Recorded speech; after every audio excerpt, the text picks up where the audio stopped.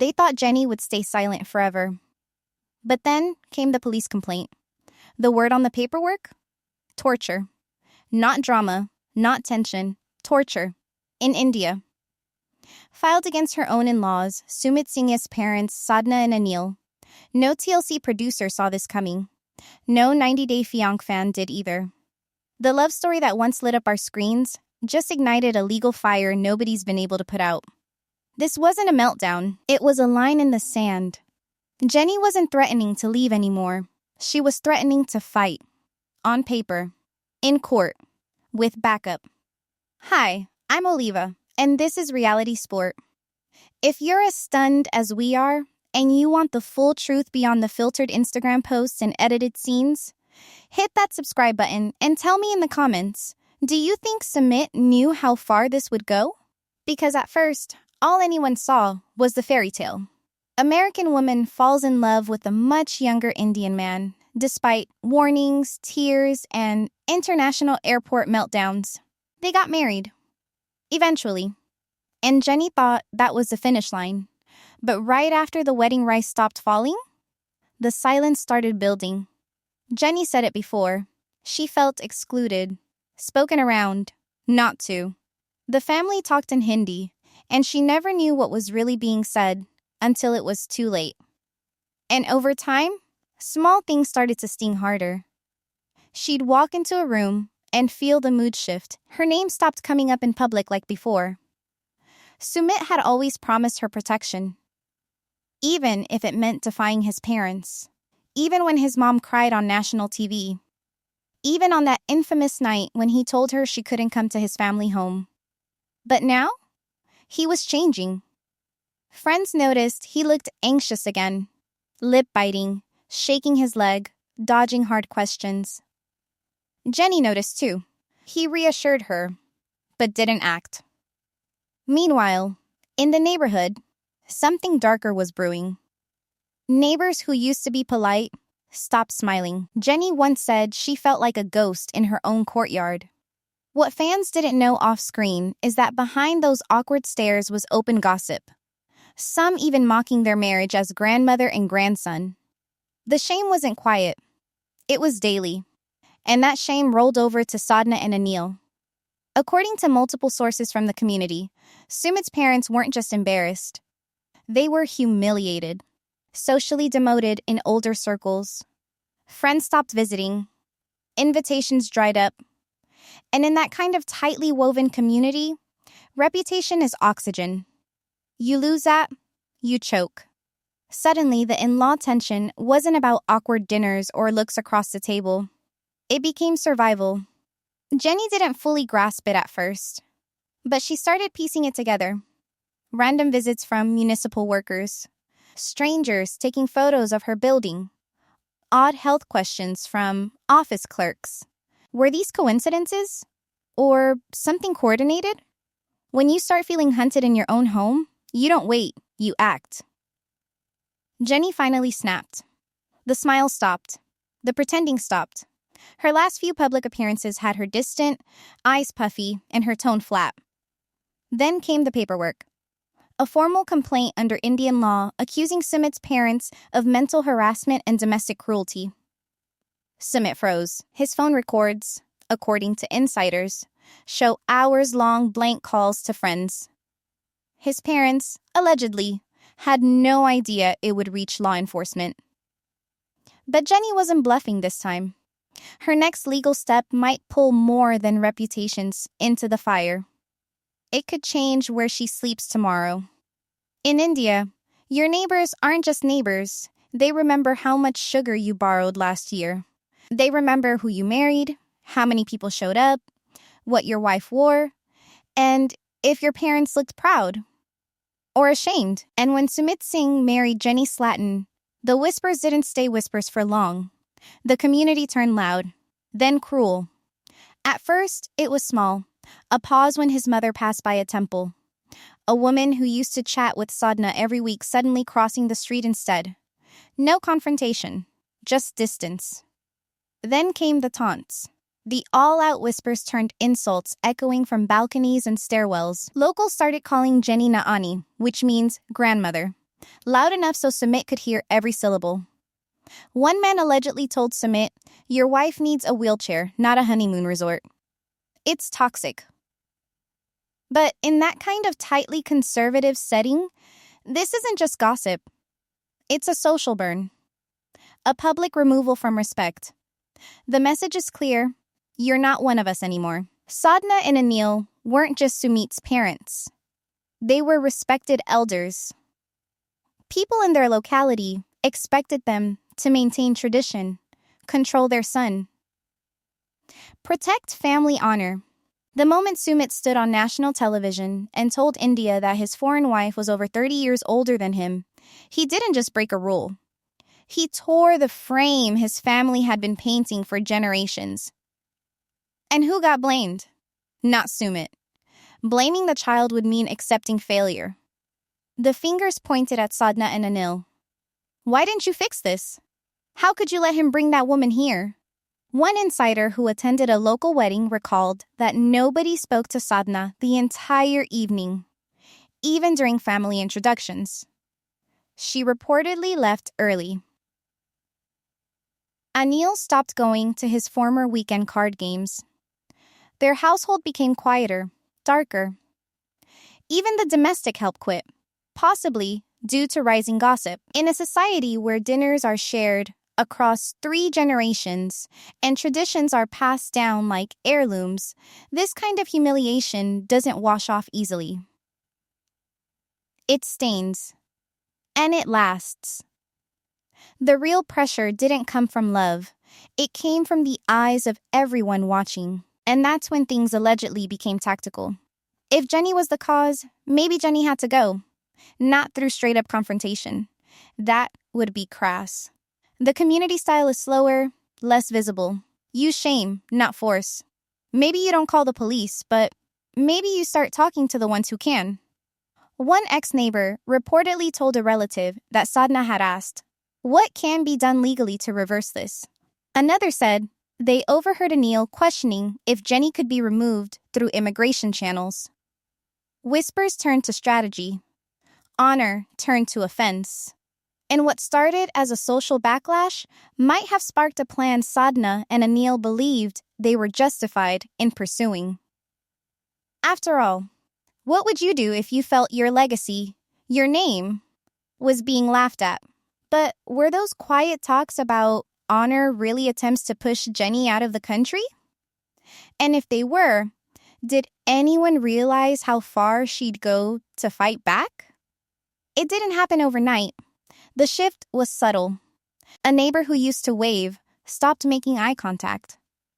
The kids downstairs stopped coming up for candy like they used to. Jenny told people she felt like the walls were closing in, and she wasn't being dramatic. Something had changed. Calls went unanswered. Smiles disappeared.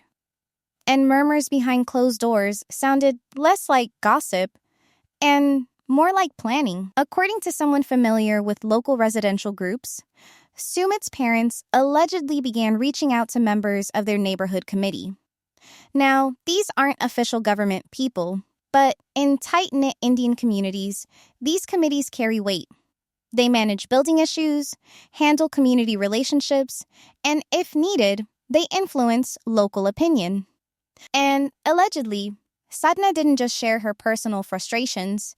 She built a narrative, one where Jenny wasn't just an unwanted match.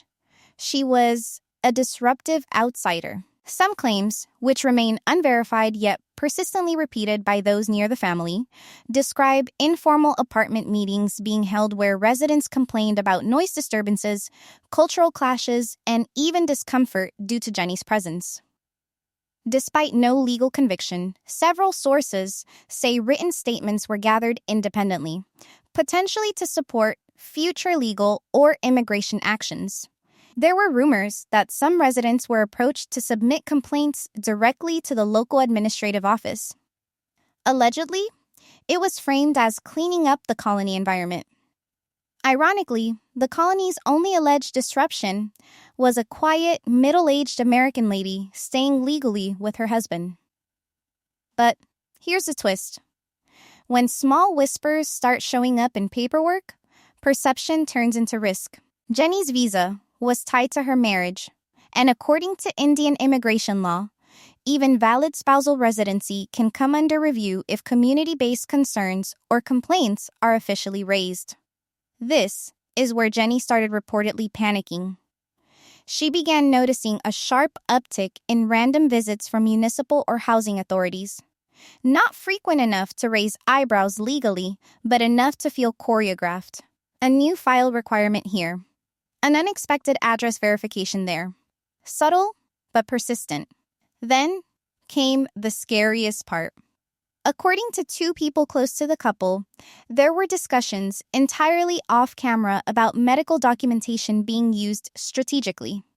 Allegedly, some members of Sumit's family explored the idea of raising questions about Jenny's mental and physical ability to care for herself as a legal vulnerability. Now, to be crystal clear, there is no public evidence that such documents were forged or submitted. But even the whispers alone gripped Jenny with fear.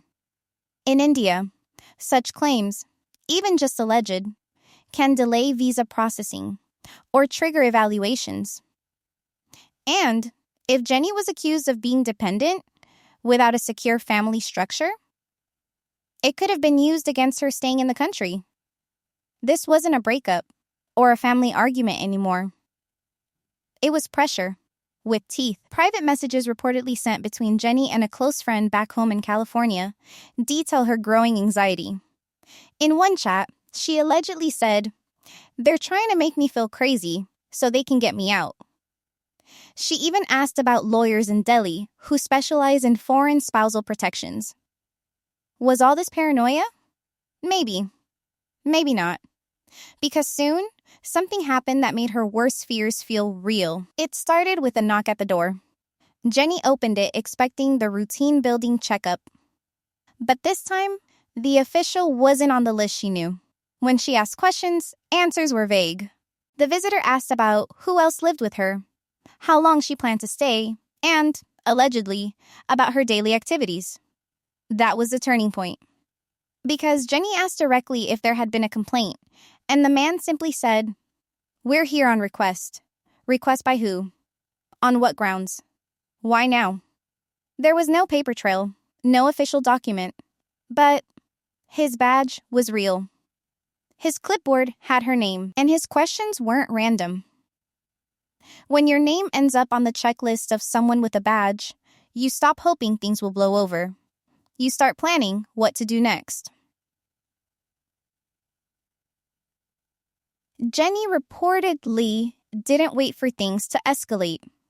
She called a lawyer, not for marriage documentation, but for protection. She wanted to know how to safeguard herself in a system she didn't grow up in a language she didn't fully speak, surrounded by people she wasn't sure she could trust.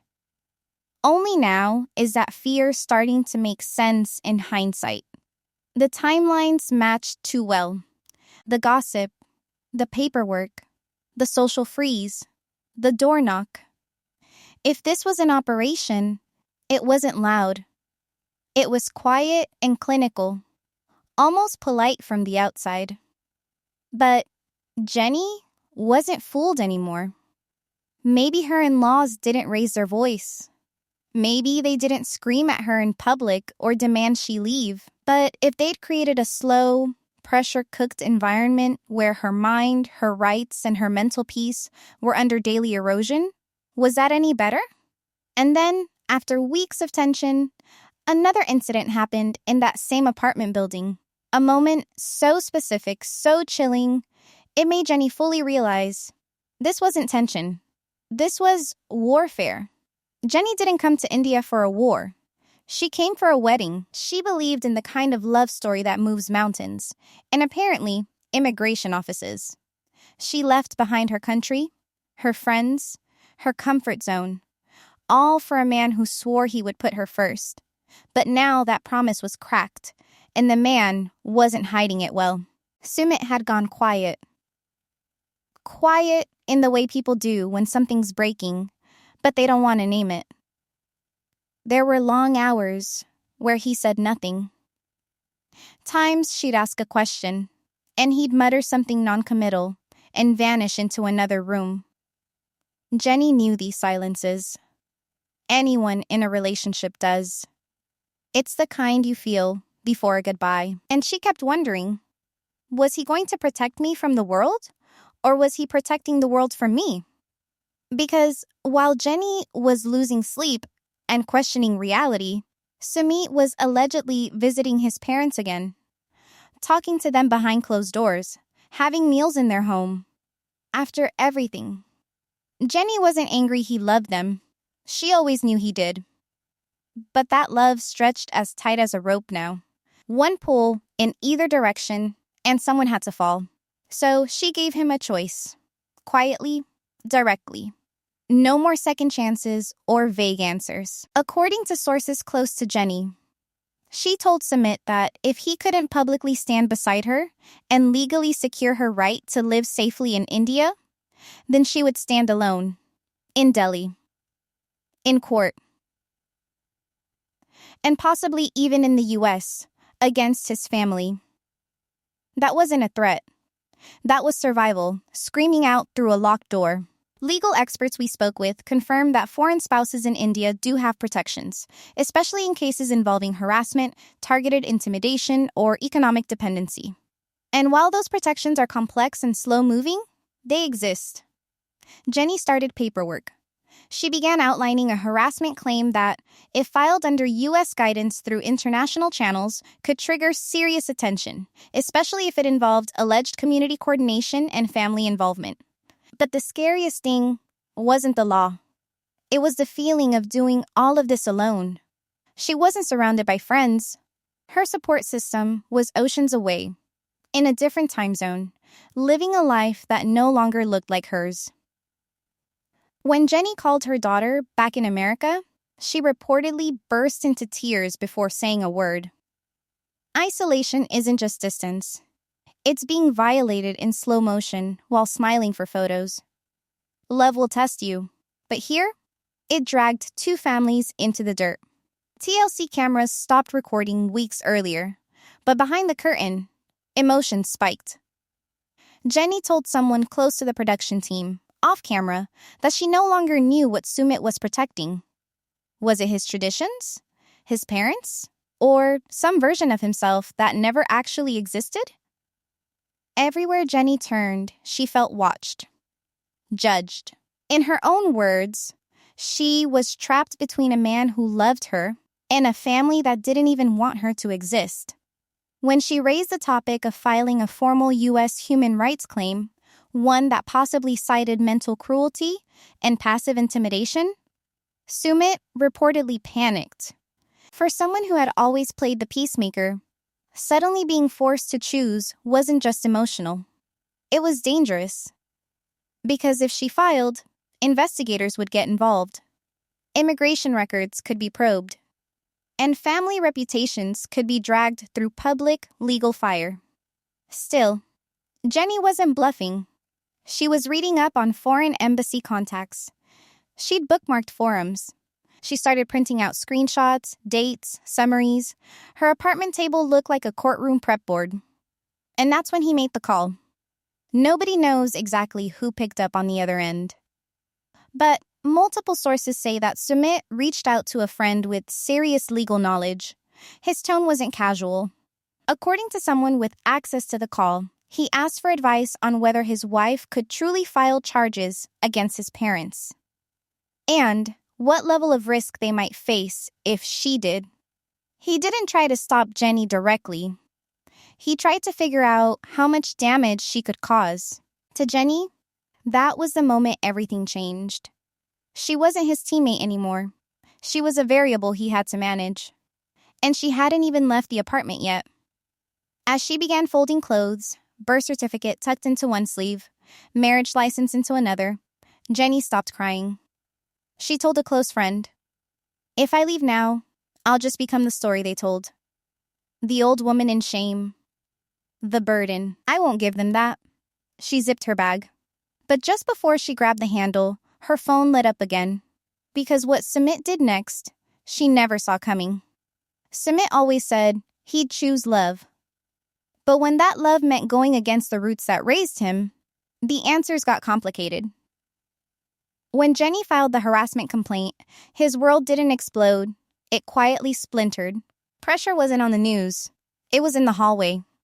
Embarrassment didn't come from strangers. It came from his family's silence. And Sumit did something no one expected. He asked the authorities not to go after his parents. Let that sink in.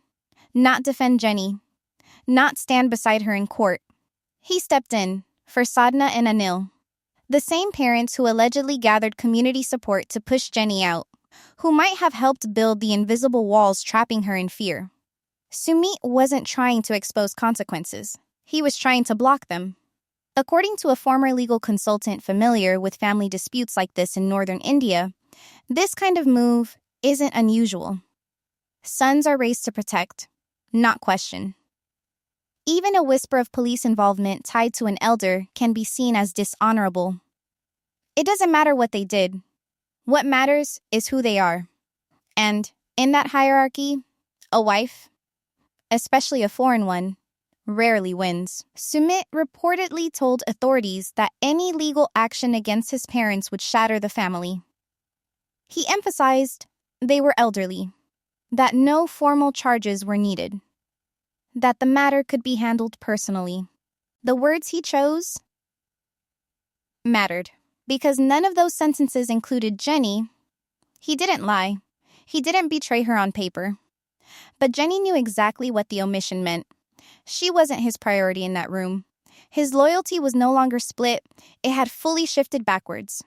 Back in the apartment, Jenny broke down during what insiders say was one of the most emotionally raw moments of their relationship. She allegedly sobbed to a friend on the phone and said, "I always knew they didn't want me. I just didn't think he'd help them push me out." And Sumit? He didn't deny it. He didn't rush to clean up his decision. He sat in it, quiet. This wasn't a choice between love or hate. It was a choice between peace or consequences. And Sumit chose peace, even if Jenny paid the price. Fans who followed their journey across multiple seasons were heartbroken. Messages flooded comment sections. Some accused Jenny of exaggerating. Others said she held on too long. But many, especially Indian fans, understood Sumit's bind. Family duty isn't just tradition. It's identity. And defying it drains a man of who he's expected to be. Still, understanding doesn't always mean agreement. And for Jenny, there was no understanding left to give. The minute Sumit shielded his parents, something cracked. Permanent. She didn't yell. Her silences spoke loud enough. But what Sumit didn't see coming was how Jenny would channel that pain and what she would do with it. His emotional retreat became the spark that ignited the legal weapon she had been holding back. And once she filed what came next, the money, the lawyers, the storm, nothing could stop it. There's heartbreak. Then there's financial warfare. And Jenny? She chose both. After the emotional fallout, after the betrayal, after Sumit's quiet defense of the parents who allegedly tried to erase her presence, Jenny struck back. But not with another emotional plea. This time, she filed something that had real consequences. A civil lawsuit. The figure? Over $250,000. And no, that's not some exaggerated TV number thrown around for drama. Multiple sources close to both parties confirmed the documents referenced damages connected to legal expenses, emotional distress, relocation costs, and what Jenny's team allegedly described as calculated efforts to make her life in India legally and emotionally unsustainable. That number didn't appear out of thin air. If you're a foreigner in a legal dispute without permanent residency or independent wealth, you're paying out of pocket. For lawyers, translations, transportation, and in Jenny's case, long-distance consultations with U.S.-based counsel. Over time, it adds up. She wasn't suing for petty revenge. She was reclaiming years of emotional labor and legal sabotage. On the other side, the Singh family remained quiet. No public statements, no interviews, but behind closed doors, legal movements quickened. Anil reportedly contacted a family friend with bureaucratic ties to get clarity on how much Jenny could actually take them for. The truth? Civil cases in India take time, years, sometimes decades. But if they're rooted in consistent documentation, they stick. Criminal charges grab headlines. Civil lawsuits bleed reputations slowly and legally. And here's what made it dangerous. While Jenny's harassment claims stood in gray legal space, her financial claim was rooted in visible expenses. Flight cancellations, security expenses, document renewals, medical evaluations she allegedly had to undergo after feeling unsafe. Every receipt was stacked in binders, color-coded, and time-stamped. This wasn't just about love. It became about survival, control, and silence. Sumit was caught in the worst place possible. His parents refused to speak to Jenny. Jenny stopped speaking to him, except through third parties. Meetings turned into mediation attempts, all of which failed bitterly. Sources say at one point, TLC producers floated the idea of a reconciliation meeting and were flatly rejected. The trust wasn't broken. It had been destroyed. What stunned even longtime insiders was the level of fracture. Sumit didn't visit his parents for several weeks, allegedly out of fear that even being seen with them could impact the case. Jenny reportedly blocked all in-laws on every platform. Their extended families, cousins, siblings, neighbors, picked sides, and many did so publicly. There was no peace talk, no cold dinners trying to rebuild bridges. There was just distance, weaponized and final. Legal analysts familiar with immigration conflict in India explain why Jenny's case may carry weight. In the absence of criminal proof, community motions can still influence outcomes. If Jenny could prove there was a planned effort with indirect involvement from neighbors to create an unsafe or hostile environment, it wouldn't take a single email to validate, just patterns. Repeated complaints filed by unrelated people with eerily similar accusations? That speaks volumes in administrative hearings, especially if those complaints are submitted alongside selective visits and sudden medical inquiries. And according to one insider close to Jenny's legal side, that's exactly what they're building. A pattern. Here's what makes it even more real. You don't need unanimous agreement. Civil claims are based on logic and documentation, not reasonable doubt. If Jenny's lawyers could sink just one strong connection between the Singh family in a coordinated effort to destabilize her legal standing, it could flip proceedings in her favor. But the damage to the family unit was already done. Sadhna reportedly told an extended relative she no longer wished to discuss that woman. Neighbors say she stopped leaving home altogether, except for essential errands. Anil was seen alone during major community holidays. And Sumit mostly vanished from the public eye. Socials went dark, no couple selfies, no updates, no filming, just silence. This wasn't reverse culture shock. This was actual emotional exile. For fans who watched their story from the beginning, the heartbreak wasn't in the fighting. It was in the knowing. Knowing this started with eye contact across a table in Delhi and ended in legal complaints written in 2 languages. But the legal chapter is far from over. Civil courts in India, especially in cases with international dimensions, aren't fast. They're brutal in pace. And they're public in record, meaning that no matter what happens, in court, the name Jenny Slatten may echo for years to come. There's no press conference when a marriage dies in the dark. No breaking news, no headlines. Sometimes, all that's left is the silence between 2 people who once risked everything to be together. That's where Jenny and Sumit are now. Still technically married, but in name, more than life. What once seemed like a fairy tale rebellion, the older American woman and the younger Indian man defying the odds, is now a cold, barely breathing relationship, surrounded by lawsuits, resentment, and a silence too loud to ignore. Sources close to the couple say the apartment they shared doesn't feel like a home anymore. They eat in different rooms, rarely speak. There are no more late-night laughs, no new Instagram posts lighting up fans' feeds. Sumit spends long stretches outside, saying he went to handle errands, while Jenny, according to a friend, cries for most of the afternoon, then snaps into strength mode like nothing happened. There are no official statements about mental health, no diagnoses, no on-camera breakdowns, but those around them have painted the picture. Jenny is exhausted, emotionally fried, sometimes quick to anger, other times eerily calm. Sumit, meanwhile, looks thinner, withdrawn, quieter than ever before. One neighbor said he passes by with his head down, even when no one's looking. So, where do they go from here? Sumit's extended family doesn't speak about Jenny anymore. They've reportedly erased her from WhatsApp groups, family invites, and even festival gatherings. Her name? Gone. Their wedding photos? Tucked away. Everyone has gone back to pretending like the marriage never happened. Like those seasons on 90 Day Fiancé were someone else's fever dream. When asked, relatives either deny knowledge or brush it off.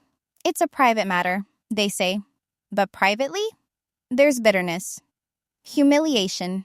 One family friend allegedly called it an American fire that burned an Indian family to the ground. Sadhna, once the indestructible matriarch, has reportedly stopped attending religious functions entirely. She barely talks to anyone she doesn't trust, and even that circle is shrinking. When the spotlight fades, do the scars get deeper or, finally, start to heal? Everyone's hoping time will fix it, but time only works when both sides stop bleeding, and neither Jenny nor Sumit has admitted any peace. The lawsuit still looms large. Trust is beyond repair. And even their physical presence together now seems more like legal necessity than love. Culturally, there's still pressure on Sumit to protect the family name. Emotionally, there's pressure on Jenny to protect her sanity. One of them is fighting not to turn into the villain in their community. The other is fighting not to lose herself in a country where the walls feel like they're closing in. And here's where it gets even murkier. Because some insiders now claim, carefully, without official statements, that Jenny may have started documenting everything long before the complaint was filed. Notes, dates, screenshots, she knew what was being said when she wasn't around. Not everything, but enough. Allegedly, she was advised early on by someone in her circle to keep a record of anything that feels wrong. And, reportedly, she did. The photos, the sudden administrative visits, the cold shoulders from community leadership. She may have already understood what was happening beneath the surface before it went public. This changes the story, because it means the police report and emotional fallout weren't spontaneous reactions. They were a slow, measured build toward defending herself legally after love failed to protect her. So what now? Divorce? Deportation? Reconciliation? The truth is, no one knows. Not even their closest friends. What we do know is this. 2 parallel lives now exist. Jenny, trying to cling to dignity and legal grounding in a foreign country, holding on to a man who didn't hold her back. And Sumit, trying to walk the impossible line between culture and guilt, stuck in the middle of public silence and private defeat. Both are trapped in a house that doesn't know what to be anymore. And when the camera stopped rolling, when the producer chairs folded up and flew back to the States, neither of them could script a happy ending. But one of them might still be collecting evidence. And if that's true, the real story may not be behind them, but still ahead. In a courtroom yet to open. And once that door opens, there will be no more edits, no confessionals, no retakes, only truth. What happens when the secrets we thought would stay buried start calling witness to the pain? You'll want to see who speaks next and what's already in motion. Sometimes the biggest heartbreak isn't when someone leaves, it's when they stay, and you don't recognize them anymore. Jenny and Sumit weren't supposed to end up here. Not after the visas, the rejections, the ultimatums, the tearful reunions in crowded airports. They were the couple fighting the odds. Romance over rules. Love over legacy. But as we've seen, love isn't always louder than silence, and promises made on TV don't always survive off camera. This story isn't just drama for ratings. This is a woman who crossed oceans, believed in forever, and woke up feeling like a stranger in her own home. And it's a man torn between the woman he chose and the family that chose everything for him. I know this one's been heavy, but it's important because when the glamour of reality TV fades, we're left with real people in real pain. Jenny filed a formal complaint not because she wanted publicity, but because she felt she had no choice left. No more time, no more support, no more safety net. That kind of desperation doesn't come out of nowhere. People ask why these stories matter, why we watch, why we care. It's because every now and then, in the most chaotic plot lines and the most edited story arcs, we see pieces of our own lives reflected back. Maybe not the lawsuits or arranged family drama, but the feeling of being unheard, unwanted, the moments we've had to fight for respect in places we were told to stay quiet. That's what makes reality TV a little too real sometimes. So whether you saw Jenny's actions as too harsh or Sumit's loyalties as predictable, one thing is clear. This wasn't entertainment for them. It was their reality. No director, no script, just consequence after consequence. And if you've made it to the end, thank you. Genuinely. I'm Oliva, and this is Reality Sport, where we don't look away when things get uncomfortable. We go in, we listen, and we don't pretend everything wraps neatly with a wedding. I'd love to hear what you think in the comments. Do you believe Sumit could have done more to protect Jenny? Do you think Jenny built up this case too quietly? Or did she plan it smart? And where does this end? Courtroom, closure, or something else entirely? Now, if you thought this episode was messy, wait till you hear what's happening with another 90-day couple who may be facing an international fraud investigation. Yes, we're talking explosive accusations, suspicious wire transfers, missing footage, and a cast member who's gone completely off the grid. You do not want to miss what comes next. Watch the next episode, it's already live. And trust me, the real story is always what you didn't see on camera.